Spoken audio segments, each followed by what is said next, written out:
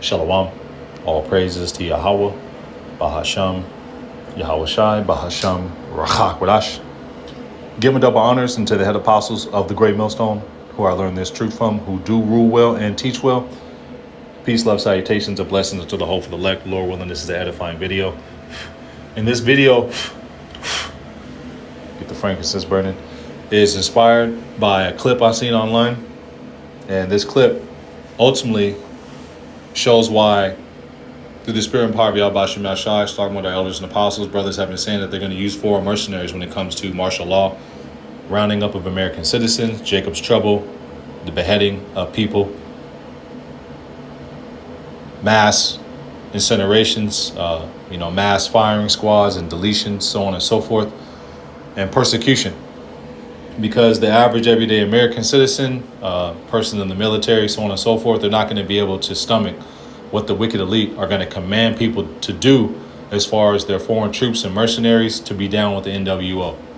So let's just play the clip. We'll go into some history, and Lord willing, this is edifying. I don't know what to do. There's no way I can help every single one of those people in there. There's over 2,000 people. Just recently they had like 67 people come in. They had to make room. They're transferring people around so that these people can't even fucking see their families and friends. They're purposely trying to break them down. There's so many people in there whose mental health is deteriorating so fast because they don't have anyone coming to visit them. And then they purposely move them around to different states so that they cannot have anyone visit them. And it's just impossible that we can affect and help every single one of these people. I don't know what to do because every second I'm there, all I want to do is just fucking dismantle that building. It makes me so fucking mad being there. And at the same time, I'm trying to keep it together for all these people because they're trying to keep it together in there. And I don't want to break down when they're trying to keep it together, when they're trying to be strong because they have nowhere else to go.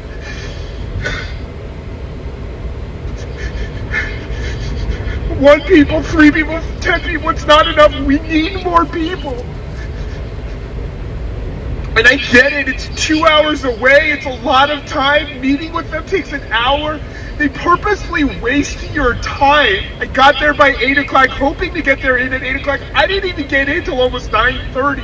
They waste your time on purpose to demoralize you from coming. And it's so fucking obvious that the whole thing is just a fucking money trap for Trump and his fucking evil ass fucking friends to make money off of human lives and suffering.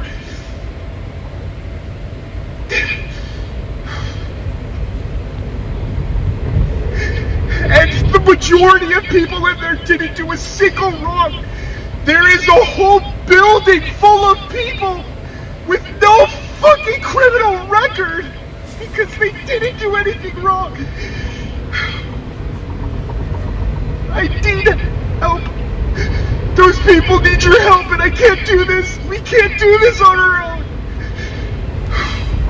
Please. Please. And this also happened during the transatlantic slave trade as far as the breaking up of families. That's also prophesied in the book of Deuteronomy, the 28th chapter, verse 32. We'll start here. We'll just get precepts along the way. It also happened in the form of breaking up of families with Native American boarding schools. And this lesson right here is going to be focused more on the Northern Kingdom. So this is Deuteronomy, the 28th chapter, verse 32. And it reads, "Thy sons and thy daughters shall be given to another people." Talking about the transatlantic slave trade, but it also happened to the Northern Kingdom. When Christopher Columbus first came over here and encountered the Taino Indians, he took a lot of them back, a good number of them back, to Spain as tributes to King Ferdinand.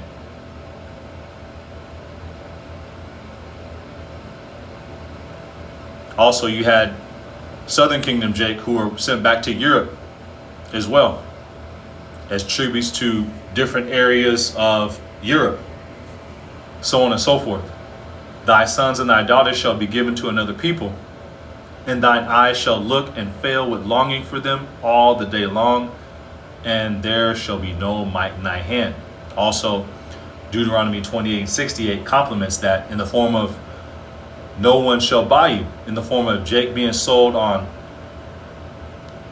slave auction blocks like cattle, and no one buying you in the form of people actually bought and sold us, but that word buy in the Hebrew is quanath, which means redeem. And the only one that's going to redeem us is Yahweh Shai. He's also known as the Redeemer, the Destroyer, the Champion, the champion of our faith. His name literally means salvation. Now let's go into some of this information, because the breaking up of families happened in Indian boarding schools at the hands of the federal government. Let's read about it. Governments and religious groups ran boarding schools to force indigenous children to leave their families and cultures. This system aimed to erase native languages, traditions, and family bonds to force total assimilation into Western society. Sounds very similar to what happened to Jake during Hellenization, during the Greek Empire. Same nation of people that did it to us, Esau. The Federal Reserve boarding school system, forced removal. Agents took children from their homes, sometimes hundreds of miles away. And that's what this guy is witnessing in these detention centers. Let's get Ecclesiastes 1 and 9. Let's get the KJV and then the NLT. And it reads, the thing that hath been is that which shall be done. It's like the thing that hath been is that which shall be. And that which is done is that which shall be done. And there is no new thing under the sun. History repeats itself. People come back in the form of reincarnation, which is biblical. The angel told John, thou must prophesy again before many nations, tongues, and peoples and kindreds, roughly paraphrasing. And stand in thy lot at the end of days. The book of Daniel, which the prophets are. Ecclesiastes 1 and 9. But back to the point. Kingdoms are reincarnated. The Roman Empire 2.0 in its final leg, in its final hour, which we're watching dwindle down the drain. The American dollar's crashing. Turkey and Israel and Syria all bumping heads. America being dragged into the conflict. Iran is getting involved. Eventually, you're going to have Russia and China get involved. Babylon the Great breaking off from NATO.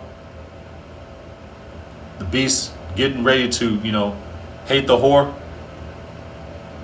And at the same time, you have, while all these things are happening, you have the gradual buildup towards all-out anarchy in Babylon the Great.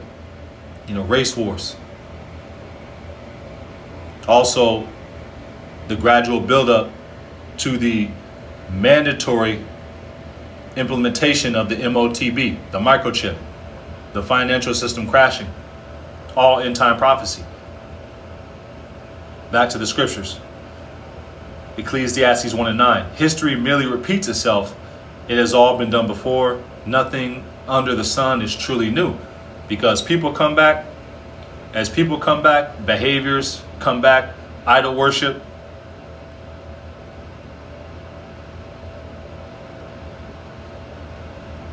Kingdoms reincarnated. So on and so forth. Nothing is new under the sun because of reincarnation. Now let's go into this information. Forced removal. Agents took children away from their homes. Who? Federal agents.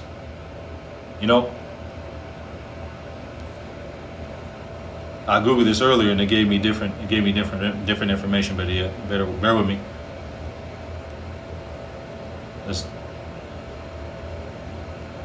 Yep. When I Googled it earlier, it said federal agents and police took children from their homes. Sometimes hundreds of miles away. Let's Google it again to see if it'll give me a different answer. You know how Google is, AI. Bear with me. It's E. Trying to hide the truth. It's trying to conceal the matter. Shaitan. Bear with me. I just Google it again. Yeah, that's the answer I'm looking for. The policy of forced separation, abduction, and coercion. Agents from the government and military took children from their homes, often hundreds of miles away from their families. And that's what happened during the transatlantic slave trade. Deuteronomy 28 and 32. Also, it happened during Indian boarding schools. There's a phrase that's called kill the Indian, save the man. That's Genesis 49 and 10. Gad, a troop shall overcome. At the last thou shalt prevail. Roughly paraphrasing. Let's just get it. I don't want to butcher it. Genesis 49 and 10. And it reads, Gad, I don't know, somewhere. Gad, a troop. It's in Genesis 49. It might be 7. 49 and 19. Genesis 49 and 19. Gad, a troop shall overcome him, but he shall overcome at the last. That troop is the United States military. The RCMP, you know, the Canadian military. We're reading about it right now. Let's read. Yep. Governments in North America use federally funded and church-run boarding schools from the 19th through the 20th centuries to forcibly separate indigenous children from their families.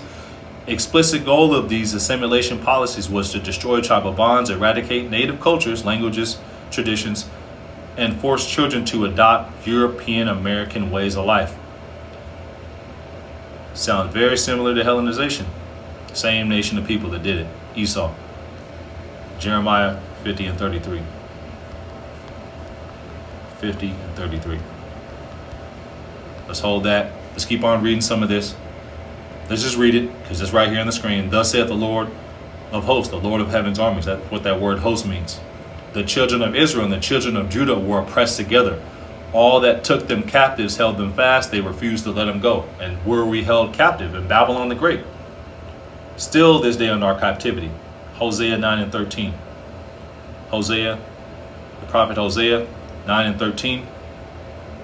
And it reads, Ephraim, as I saw Tyrus is planted in a pleasant place. Ephraim is interchangeable with the whole northern kingdom, or it could be specifically talking about the tribe of Ephraim, which is the so-called Puerto Ricans.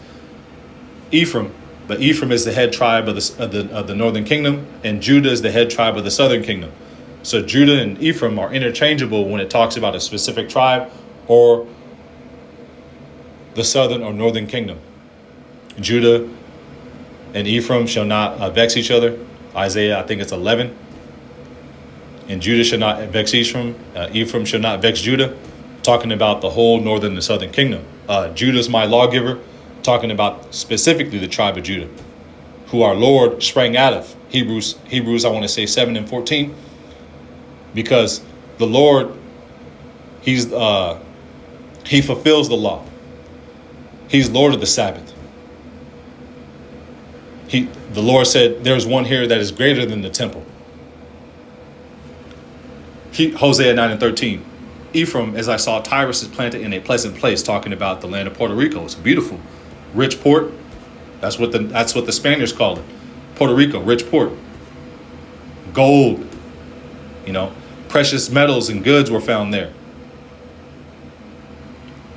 But Ephraim shall bring forth his children to the murder, talking about the Spaniards, the conquistadors, Christopher Columbus. Now, when Christopher Columbus ran into the Taino Indians, what did he write back to King Ferdinand? King Ferdinand, he wrote him and said, with 50 men, we could subjugate them all and make them do whatever we want. And that's the same spirit that's on him to this day. And you have, to this day, hundreds of indigenous children being found around boarding schools, under Catholic churches.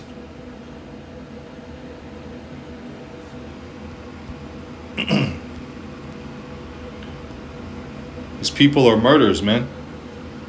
Destruction of identity. Upon arrival, staff cut the children's hair, banned traditional clothing. Sounds very similar to Hellenization in the form of, if you read the book of First Maccabees, the first chapter, under Antiochus Epiphanes, what were the Hellenized Jews, or the Hellenes, or Hellenes? It's also called Hellenes. You have Hellene and Hellenistus. Hellenistus is the Jakes, the Israelites who knew that they were Israelites, who weren't in the Gentile state of mind. Then you have Hellene, which are the Israelites who were in the Gentile state of mind. Some knew that they were Israelites, but they were just bugged out. And you have some who didn't know that, a lot of them who didn't know that they were Israelites, who were just into the Greek as fascists because it was taught to them by their parents, who were Hellenized. Forced Hellenization. The same thing we're reading right here. Forced Americanization. Forced Canadianization. Destruction of identity. Upon arrival, staff cut the children's hair, banned traditional clothing, confiscated personal belongings, and replaced their native names with English ones. Very similar, right, to Hellenization. Children faced severe physical punishment if they spoke their native languages or practiced their religious traditions. Schools frequently segregated students by gender, age, preventing siblings from supporting each other inside the institutions. Physical and sexual abuse, manual labor, unmarked graves. I mean, it just goes on and on and on. Now let's read some of this right here. Don't want to make this too long. But this is also what I found when I was just Googling separation of families under Indian boarding schools. Let's read the first paragraph. My interest in American Indian boarding schools came about after interviewing my mother, father, grandfathers, elder aunts, and uncles about their experiences at Marty and Stephen SD. I think that's South Dakota, Wapleton, and North Dakota, and Chippewa, Oregon. I was stunned listening to them tell their stories of hunger, loneliness, verbal abuse, corporal punishment, and sexual molestations. Let's go down to this paragraph right here.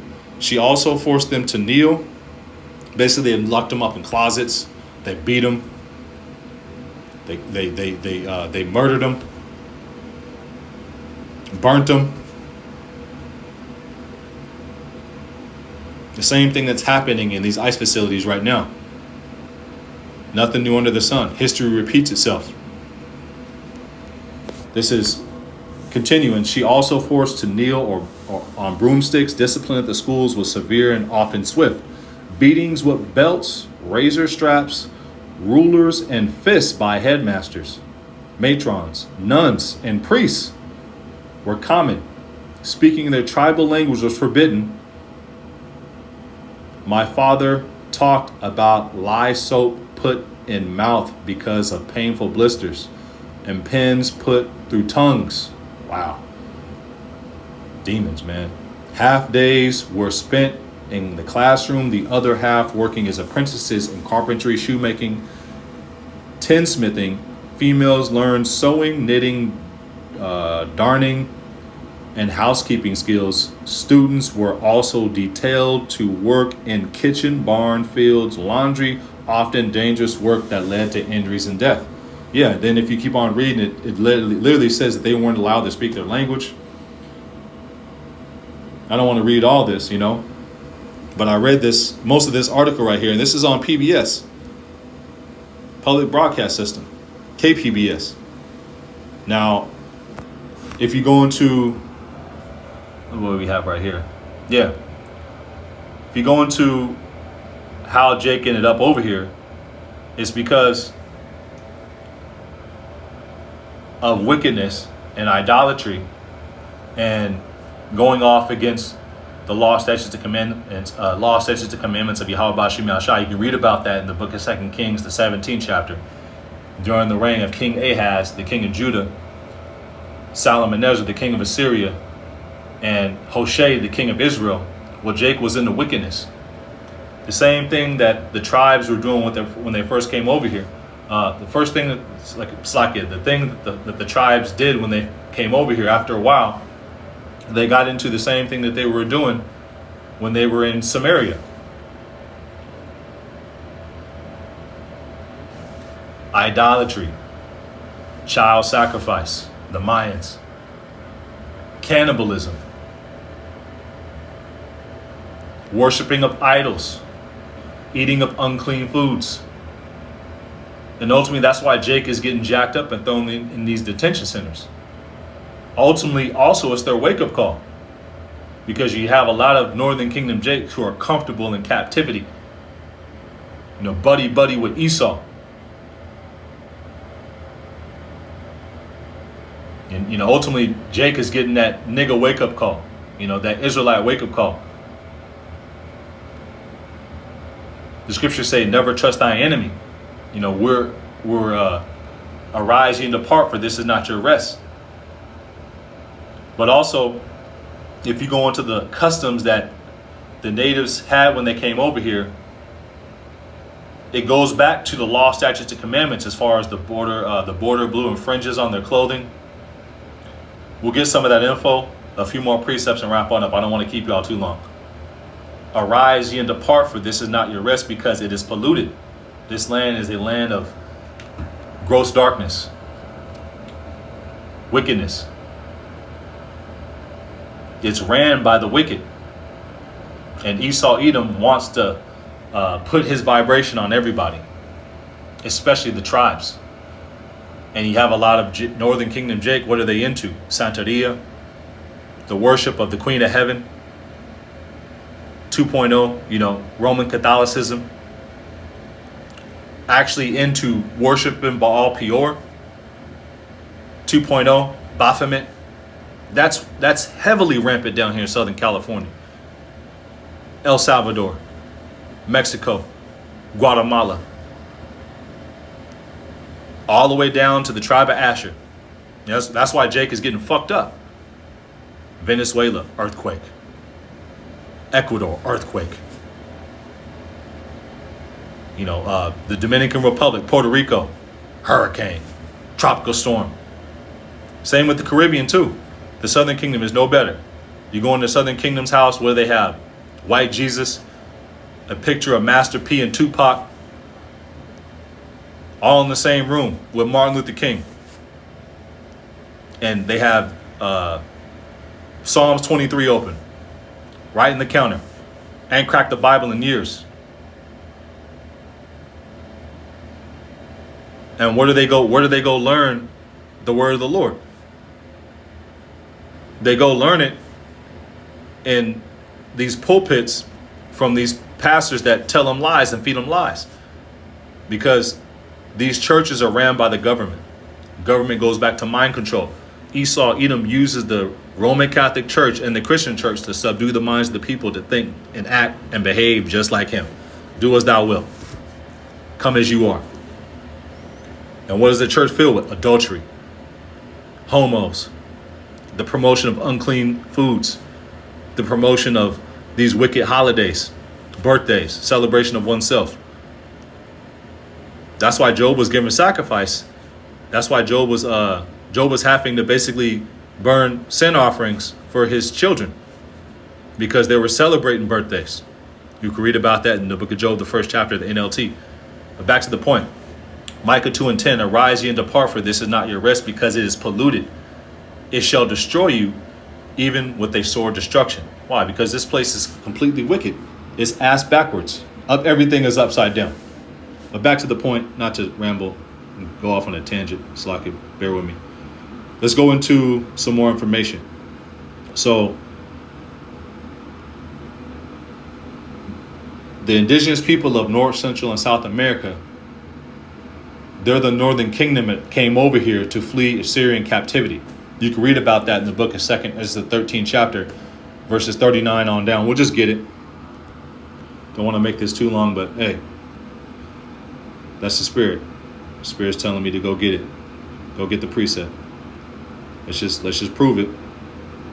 Just don't want to make this over 45 minutes if possible. This is Second Ezra, the 13th chapter, verses 39, bear with me. Second Ezra, that's 1.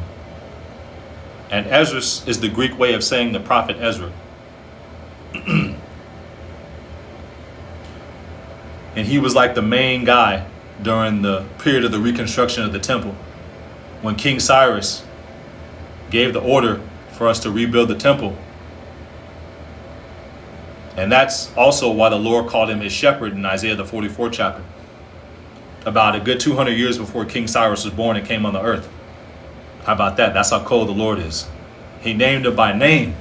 Say, King Cyrus, my shepherd, because he gave us permission to rebuild the temple after the Babylonians and the Edomites burnt it.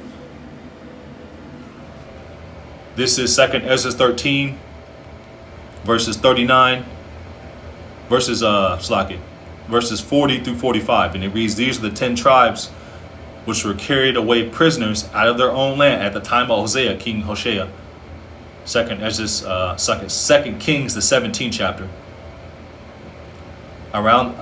Starting again from the top. These are the 10 tribes which were carried away prisoners out of their own land in the time of Hoshea the king, whom Salmon-Nezer, the king of Assyria, led away captive. You can read about that in 2 Kings 17. And he carried them over the waters, so they came into another land, Arshareth, Ophir. But they took this counsel among themselves, that they would have leave the multitude of the heathen and go forth into a further country where never mankind dwelt. Also, King Solomon had men come over here to get gold. That's how Jake knew about America, you know. 2nd Ezra 13 and 42, that they might keep their own statutes, which they never kept in their own land, talking about Samaria. Then they entered the Euphrates by the narrow places of the river. For the Most High, Yahweh Shemashai, showed signs for them, same way he showed signs for Christopher Columbus when he came over here, and held still the flood till they were passed over. 2nd Ezra 13 and 45. For through that country there were a great way to go, mainly of a year and a half. And the same region is called Arshareth. And if you read, it's in the scriptures where King Solomon sent his men, it said it took them 3 years to go back and forth to Ophir. They didn't go back to Assyria, the northern kingdom. They just came over here. So you do the math, 3.5, slice in half. 3 years, slice in half. That's a year and a half. For though that country were a great way to go, namely of a year and a half, and the same region is called Arshareth.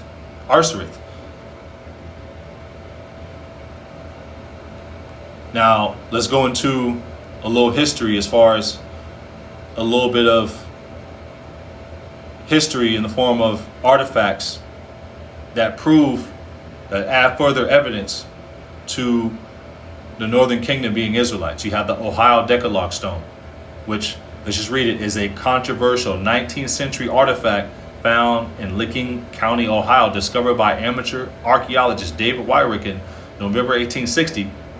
It features a condensed version of the 10 Commandments. So that's one of the artifacts right here. And this is in the Assyrian text. But you have another one that's in the Lashwan Kodash, which is the Holy Tongue. That's the Los Lunas Decalogue stone.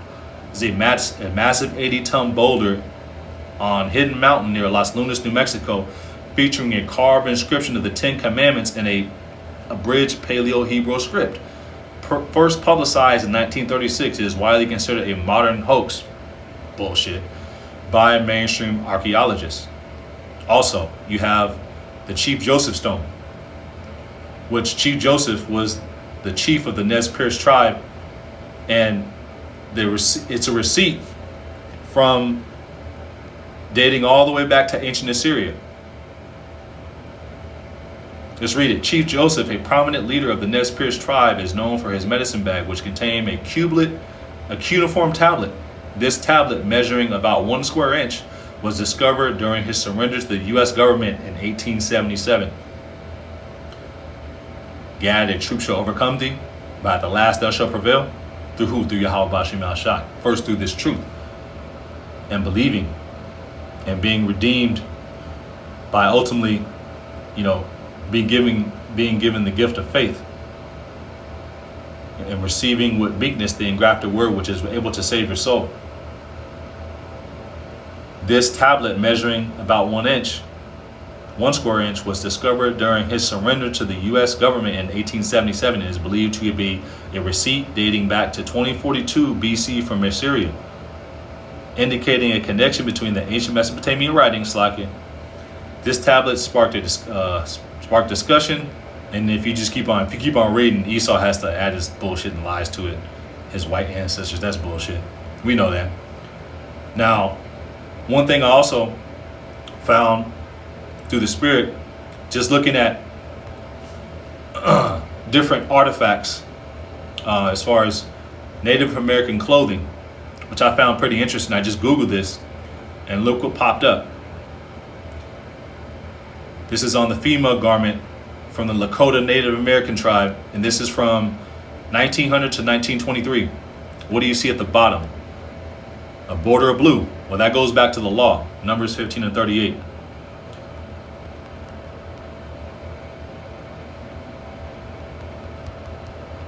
Numbers 15 and 38, and it reads, speaking to the children of Israel, and bid them that they make them fringes in the border of their garments throughout their generations, that they put upon the fringe on the borders a ribbon of blue. Going into what you see right here on these Native American garments. Fringes and a border of blue. And this is garments that are in museums that go way back to the 1800s and 1900s. Let's get some more of these images. There's another one right here. Slacky, bear with me. Smithsonian.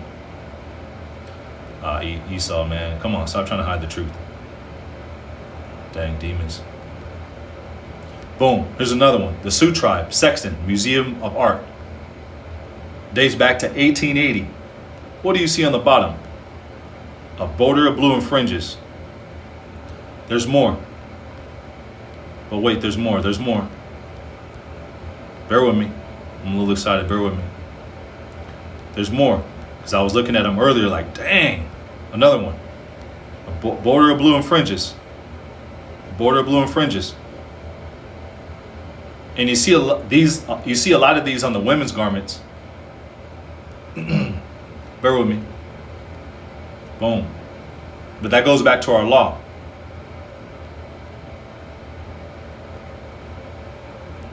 As far as Gad put them on the women's garments, but in the ancient world, men and women would have garments to the floor with the border of blue. That's what Yahweh Shai has. A garment to the flow. That's what the ancient priests in the ancient world wore. First Ezra's the first chapter. I think it's the second verse. Let's just get it. Let's keep on reading though. Numbers 15 and 38. Let's finish the precept. Speak unto the children of Israel and bid them that they make them fringes in the border of their garments throughout their generations, that they put upon the fringe on the borders of a ran. It's a little late. I'll start again from the top. Bear with me. I butchered it. Speak unto the children of Israel and bid them that they make them fringes in the border of their garments throughout the generations, and that they put upon the fringe of the borders a ribbon of blue. Numbers 15 and 39. And that it shall be unto you for a fringe, that you may look upon it and remember all the commandments of the Lord Yahweh Bashim Shai, and do them, and that ye seek not after your own heart and your own eyes, and after which you use to go a horn.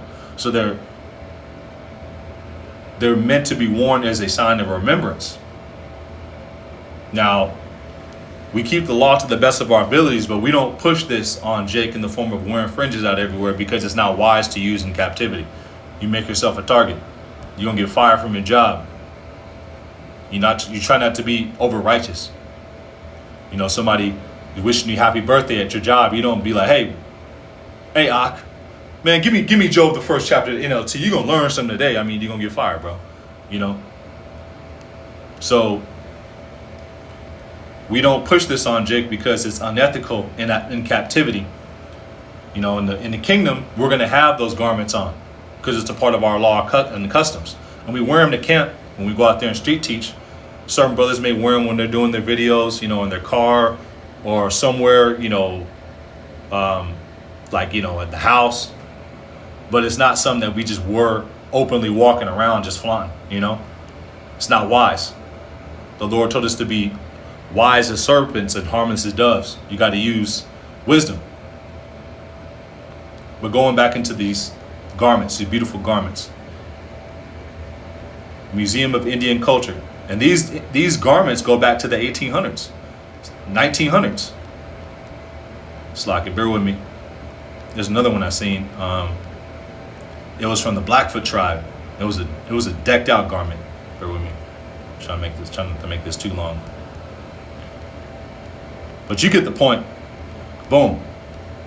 That's literally the first image I seen when I Googled it. Border of blue. Fringes. Down to this one right here. Yeah, boom. The first, where's it at? The first image I seen. Border of blue and fringes. Where's it at? Another one. Border of blue and fringes. I mean, just garment after garment after garment that I seen when I looked up Native American Clothing Museum. And these garments go back to the 1800s and early 1900s. Boom, another one, you know, slack it. But these garments that are in the museums, they go way back. This goes back to our law. Esau trying to hide the truth, man. Dang demon. But you get the point. For those who watch this video, I'm not trying to be super long-winded and keep y'all all night, you know. Let's see if we can find another one. Boom. Denver Art Museum. What do we see right here? What do we find right here? Denver Art Museum. A border of blue and fringes. And that's an ancient garb right here. This goes back, way back. It wouldn't be in a museum if it was, you know, 50, 60, 70 years old. This is like 80, 90, 100, 150 years old. You know? And it goes back to our customs, our heritage. First Esdras. I'll get one or two more and wrap on up. I'll play a video and then we'll close it down. First Esdras, the first chapter, and it reads, "And Josiah held the feast of the Passover in Jerusalem unto his Lord Yahweh Shemashai, and offered the Passover to the 14th day of the first month, having the priests according to their daily courses, being arrayed with long garments in the temple of the Lord Yahweh Shemashai." So that's the garments of the priests. They had long garments that went down to the floor. Revelation, I want to say it's 19. It might be 1. Bear with me.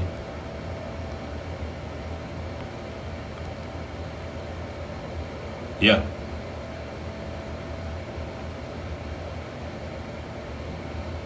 Yeah, the Wadi al-Bashimashai. Revelation 1 and 13. "And in the midst of the 7 candlesticks, one like unto the Son of Man, clothed with a garment down to the foot," to the floor, man, "and girt about the paps with a golden girdle." So that goes back to the ancient garbs we wore in the ancient world, long down to the floor. You know, Ezekiel 44 says the same thing, worded differently as far as the garments of the priests. You know, this is yeah, we hit all those points. Hit that. Covered this. Just want to make sure we didn't leave any points uncovered. Let's go into this video. It's like it. Bear with me. I had it up earlier. It's still playing. This is the Elder Kazak from Mississippi when he visited the Ohio Decalogue stone, or the Las Lunas stone in New Mexico. And the Edomite said in that clip that the Lord's name is Yahweh. All right? Again, at dawn, he starts writing again. He keeps on going. Lord's name, this Edomite coming here, and the Edomite said in that clip that the Lord's name is Yahweh. All right? Again, at dawn, he starts writing again. He keeps on going. Somewhere along the line here, he realizes, oh shoot, I forgot a commandment. I forgot a commandment. I just went from delivery from a from Egypt and the house of bondages, and or slaves or whatever, servants, the house of servants, and I started right into not making yourself a idol. You know, I started right into that, and then he realizes somewhere along the line, at what point, like he looks like he continued to write, not to take up, not to uphold. Et down here, that's missing. The aleph is gone. The ta is there. Et Shem. And just for the record, the Ohio Decalogue stone had the 10 Commandments on them. The Las Lunas Decalogue stone has the 10 Commandments on them. The Chief Joseph stone had Assyrian, Hebrew on it. And if you go into the tribe of Ephraim, which is the so-called Puerto Ricans, they had 800 stones in Puerto Rico that had writings on them, as far as Assyrian and I think Paleo Hebrew.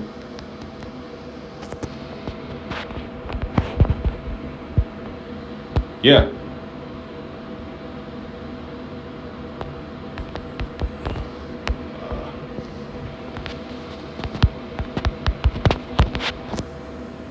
Yeah, it's called the Naziro Collection. And let's get some of the images. What do you have? 800 stones with Hebrew writing in Puerto Rico authenticated. And that's in Ephraim's land.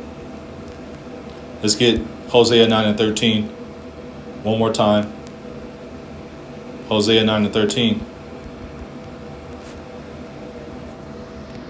Bear with me. Hosea 9 and 13. And it reads, Ephraim, as I saw Tyrus, is planted in a pleasant place. The land of Puerto Rico is beautiful. And Ephraim is interchangeable with the northern kingdom as a whole, or specifically the tribe of Ephraim, which is the so-called Puerto Ricans. But Ephraim shall bring forth his children to the murder. The conquistadors, Christopher Columbus, the United States Continental Army, you know, the Royal Canadian Mounted Police, you know, the Canadian government, the American government.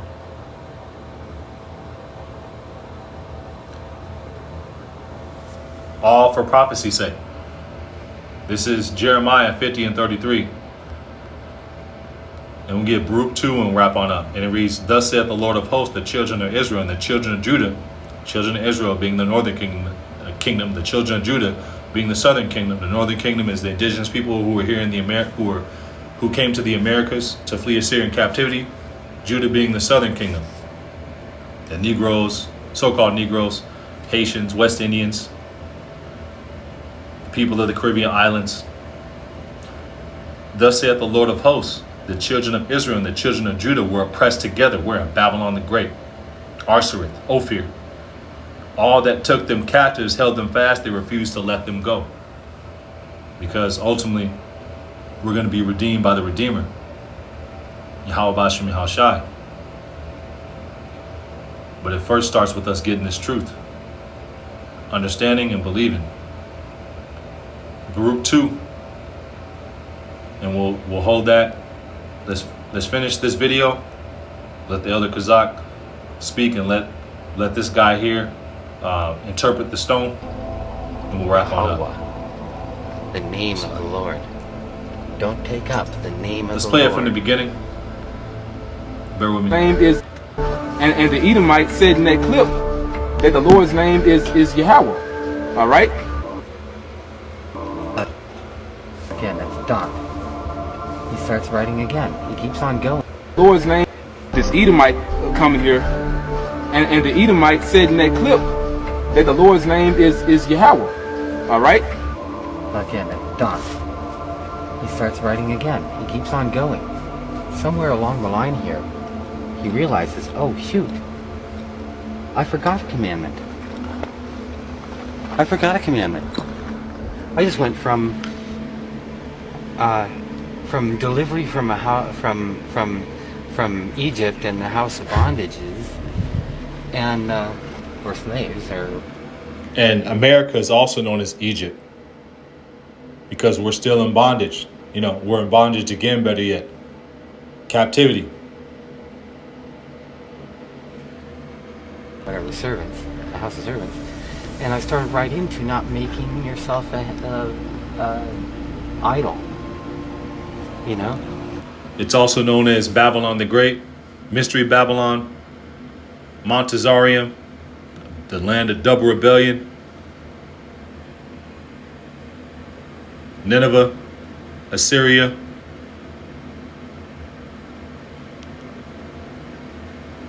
Sodom. America has many code names in the scriptures, Egypt being one of them. Basra. I started right into that. And then he realizes somewhere along the line, at what point? Like, he looks like he continued to write. Not to take up. Not to uphold. Et, down here, that's missing. The Aleph is gone, the Ta is there. Et Shem. Yahweh. The name of the Lord. Don't take up the name of the Lord. Yeshua. And that's one of the wicked elite scholars. So Esau, Edom, they know the name of the Lord. The wicked elite, they know the name of the Lord, man. They know who the Heavenly Father's people are. And that's why they work so hard, you know, with Christianity and, you know, feeding Jake bullshit and keeping Jake subdued, you know, with plantation Christianity and Roman Catholicism, so he can subdue the minds of Jake to think and act and walk and talk just like him.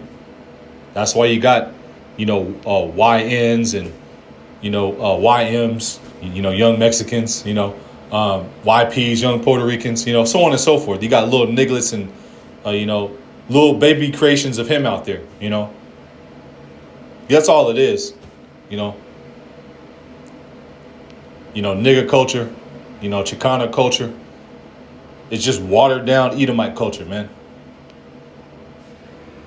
Yeshua for not.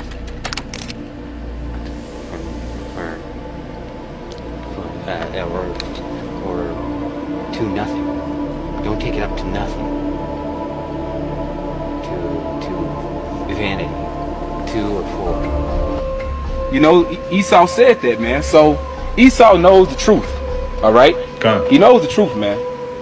You know, but as you can see here on the top line, you know, some Edom. Yeah, to tell a lie, you gotta know the truth. Mites got an engraving tool, a sandblaster, or some sort of tool to basically scratch off the top line. All right, Dang, but demons. we can still pretty much see what it says. All right, and we can still translate it. All right, And that's what Esau is always try to do. You know, disrupt the building of the temple. Stop momentum. You know, discourage us, attack the temple, attack us. That's his nature. the first word. Well, we're just gonna go, you know, read the words as we go along. All right. You know, Esau is adverse to righteousness, man. So he's going to be adverse to the Heavenly Father's the Lord's name, the Most High's name. All right. Alayaka, your God. All right. So I am Yahweh, your God. Ashar, that Ma Wataza'afyaka, which brought you Ma Arataza out the land. See, Matazar, this Edomites. So we'll get a few more precepts and clause on up. This is the book of Baruch, the 2nd chapter, and Lord willing you find this lesson edifying. This is Baruch 2, and let's start with 30. And it reads, "For I knew that they would not hear me, because it is a stiff-necked people," going back into the nature of Jake. That's what the Lord told us through Ezekiel, you know. "But in the land of their captivities, they shall remember themselves." And that's what's happening right now. "And shall know that I am the Lord, Yahweh, their power. And for I will give them an heart to hear. It's like it. And they shall know that I am the Lord, their power. For I will give them an heart. A heart that goes into your mind, la'ab. And ears to hear. And ears to hear. Blessed are your eyes, for they see, and your ears, for they hear. For it's given unto you to know the mysteries of the kingdom."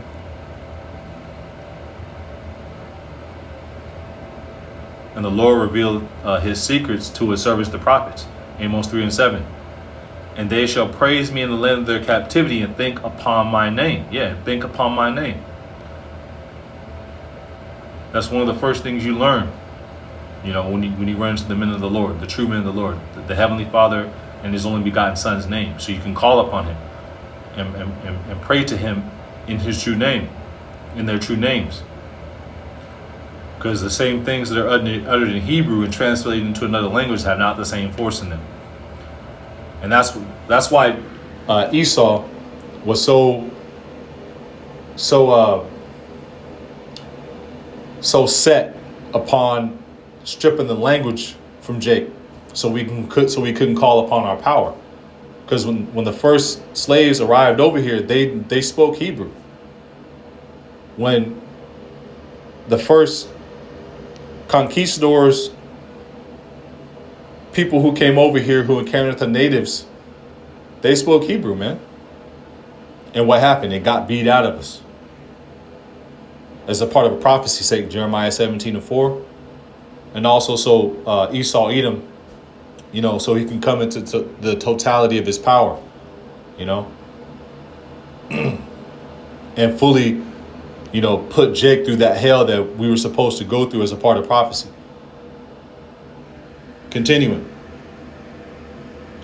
"And shall know that I am Yahweh, their power, for I will give them a heart to hear, and a heart and ears to hear, and they shall praise me in the land of their captivity, and think upon my name." Yeah. So that's pretty much it. I'm gonna close on that right here. Lord willing, you find this lesson edifying. I don't want to, you know, drag it too much longer. I don't have a title for it. I think I'll call it something along the lines of, you know, Ephraim shall bring his children to the murder, or, you know, there's none new under the sun. But Lord willing, you find the lesson edifying. And in closing, I'm going to give all praise, honor, and glory to Yahweh, Ba'ashem, Yahweh Shai, Ba'ashem, Rachak Badash. Double honors to the head apostles and the elders of the great millstone who do rule well and teach well. Shalom unto the whole for the elect. Lord willing, you were edified. Until the next time, Adon Ratazah. Shalom.